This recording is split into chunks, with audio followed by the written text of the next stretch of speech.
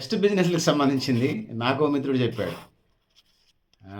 Food business ఒకటి, alcohol beer, brandy, రమ్, whisky, జిన్ కలుతో సహా ఆ బిజినెస్ ఒకటి, ఎడ్యుకేషన్‌కి సంబంధించినటువంటి వ్యాపారాలు. ఈ బిజినెస్‌లు ఎప్పుడు బాగుంటాయని చెప్పాడు.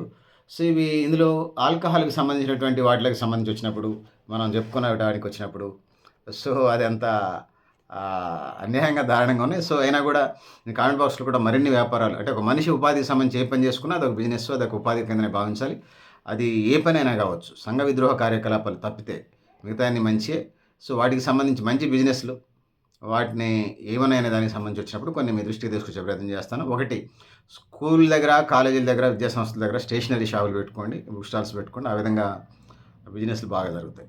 సో, దాని తర్వాత రెండోది, బస్ స్టాండ్‌లు, రైల్వే స్టేషన్‌లు, స్టాప్ జంక్షన్స్ ఎక్కడైతే ఉన్నాయో అక్కడ టీ షాపులు, హోటల్స్ పెట్టుకోండి. అవి కూడా బాగానే నడుస్తాయి సంవత్సరం పొడుగుతా.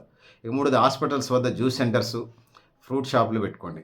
పళ్ళ రసాలు, అదేవిధంగా పండ్లు, ఫలాలు అమ్మండి. అవి కూడా బాగానే సాగుతాయి. 360 రోజుల కార్యక్రమం అది. ఆ హాస్పిటల్‌కి వచ్చిన వాళ్ళకి ఆరోగ్యం మీద దృష్టి ఉండదు. వాళ్ళే కొంటారు. నీకు మామూలు టైంలో పళ్ళు కొనరు జనరల్‌గా. సో, హెల్త్ కాన్షియస్ ఉన్నోళ్ళు ఎట్లా కొంటారనుకోండి. దాని తర్వాత హాస్టల్ దగ్గరలో హోటల్స్ పెట్టండి.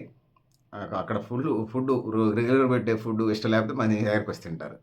ఇక కాలేజీ దగ్గర కేఫ్‌లు పెట్టండి. విద్యా సంస్థలు, కాలేజీలు పెద్ద పెద్దవాళ్ళు వచ్చి టీ అయి తాగుతుంటారు. అదే క్రేజ్ కూడా ఉంటది యంగ్‌స్టర్స్‌కి. సో, కాలేజీ దగ్గర కేఫ్‌లు బాగానే సాగుతాయి. ఈ షాపింగ్ మాల్స్ దగ్గర కారు వాషింగ్ అయి పెట్టండి.